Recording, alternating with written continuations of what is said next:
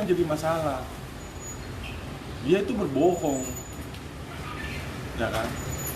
Memberikan penjelasan ke masyarakat lewat podcastnya itu, memelintir bahasanya Pak Dudung, itu yang akan yang akhirnya dapat menimbulkan kebencian. Karena berdasarkan kebencian dia kepada Pak Dudung, akhirnya memelintir bahasa seperti itu. Ini yang jadi masalah. Kenapa kita pakai pasal 28 ayat 2? Ada kaitannya dengan SARA, karena di sini kan jelas disebutkan setiap orang dengan sengaja dan tanpa hak menyebarkan informasi yang tujuannya untuk menimbulkan rasa kebencian dan permusuhan individu atau kelompok. Itu jelas kan?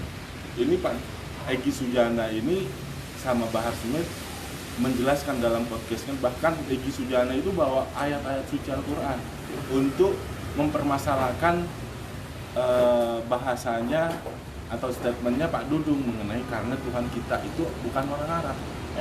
Memang benar bukan orang Arab, kok apa salahnya gitu.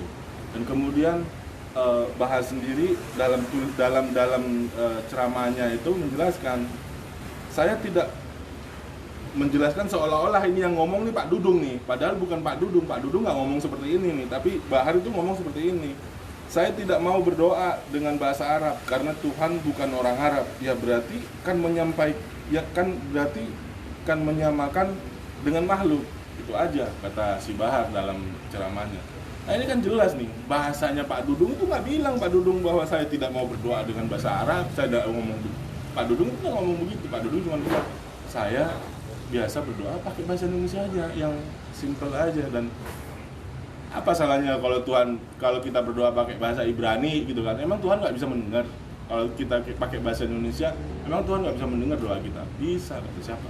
Nah, inilah yang kenapa akhirnya kita laporkan, karena kalau enggak ini akan menyesatkan masyarakat awam khususnya akan terprovokasi dengan adanya statement dari Egy Sujana dan Bahar Smith. Kemudian terkait dengan laporan yang kedua itu,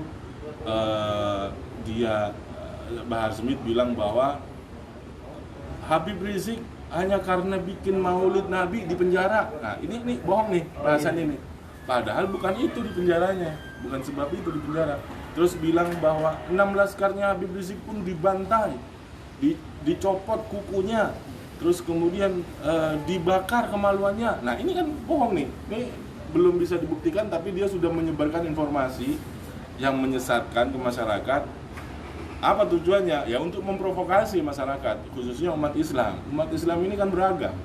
Ada yang pro sama Habib Rizik, ada yang pro sama pemerintahan. Artinya yang nggak suka dengan pro Rizik, yang nggak suka